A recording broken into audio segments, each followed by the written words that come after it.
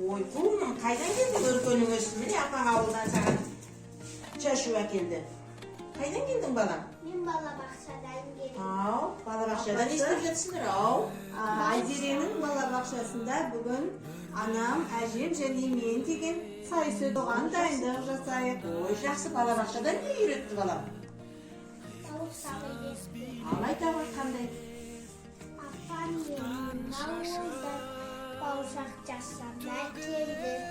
Менің жағым тәтті Ой, маған жасамай келді. Міне бауырсағың балам, не деп барып жеу керек. Рахмет апа, жеу керек. Ой, құлыным өркөнің өссін. Аман болыңдар. Бұйымдарды көрсетсеңіз Айзереге. Жақсы, жарайды. Онда енді ана ашық балам сандығыңды. Сақтағандарым бар еді сандықтың түбінде. Міне балам, мынау қазақтың жаңағы ұлттық киім-кешектерін көрсетейін мен сендерге бүгін міне. Мына жерде міне көне дәуірден келе жатқан қазақтың бұйымдары мынау білезік. Білезіктің түр-түрі болады. Балдақ білезік, балдақ жүзік дейді міне. Осылардың барлығы көненің көзі. Мынау не апа? Ой балам, мынау міне қошқар мүйіз деп айтады. Міне қазақтың білезігінде барлық ұлттық жаңағы біздің дәстүріміздің бәрі сақталған. Қошқар мүйіз деген бұл қазақ төрт түлікпен өскен. Сондай-ақ мына жерде тарамдалып тұрған бірнеше тармақ бұл өркөніп өсіп үбірінді шүбірінді болсын деген мақсатпен. Сондай-ақ бой жеткен қыздар міне мынандай сырғаларды тағып отырған кезінде. Бұл енді біздің атадан балаға жалғасып келе жатқан дәстүр. Сондай дәстүрдің бірі міне көне үлкен апаңның білезігін кезінде апаң маған салып еді. Бүгін мен осы білезікті сенің анашыңның қолына салайын. Кейін сен ер жеткенде анашың саған салады. Үстіп ұрпақтар жалғастырып сабақтастығы ары қарай дами береді. Ал енді балам, сол төрт түліктің қандай түрін білесің сен? Төрт түлік. Сиыр малын білесің бе? Сиырдың төлін не деп айтады Айзере? Ой, жақсы. Жылқының төлін не деп айтады? Жылқы.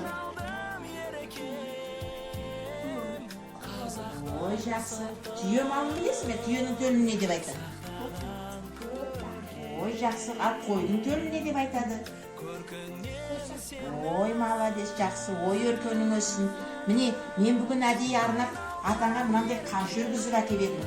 Осы әулетке Алла тілегімізді қабыл қылып, бір ұрпақ кеп осы қамшы ұстайтын бала кеп жатса, мынаны соған берейін. Міне, көненің көзі сен де сақтап, бұны да үлкен атаң ұстаған. Ол атаң 100-ге келген кенжеғай атаң кезінде. Соны сен ары қарай жалғастырып, осының бәрін сақтап отыр.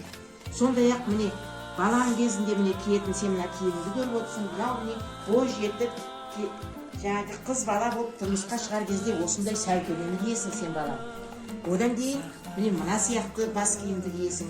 Кейін мен сияқты бүрінді шүбірінді үлкен апа болғанда міне менің басымдағы кимешекті киесің. Жүр енді қораға барып жаңағы қошақаныңды көргізейін. Қошақан туралы білетінің бар ма балам? Не білесің? Не айтасың? Айта ғой жаным. Жантасамның ауылынан бара едім қыдырып, бір қошақан алдымнан шықтыр қойып жүріп, апам Ақмаңдайлы шекер қатылған мекен, кеттім мұны сағынып, қошақаным қайда? Ой жаным, өркөнің өссін. Қошақаның қорада, жүр көрсетейін қошақаныңды. Жүре ғой. Кейін сабаққа барғанда биыл аман есен сол қошақаныңды жайлауға жіберіп, бағлан болғанда сені тілеуіңе соямыз деп ырымдап отырмыз. Жүр сол қошақаныңды көрсетейін. Жүре ғой.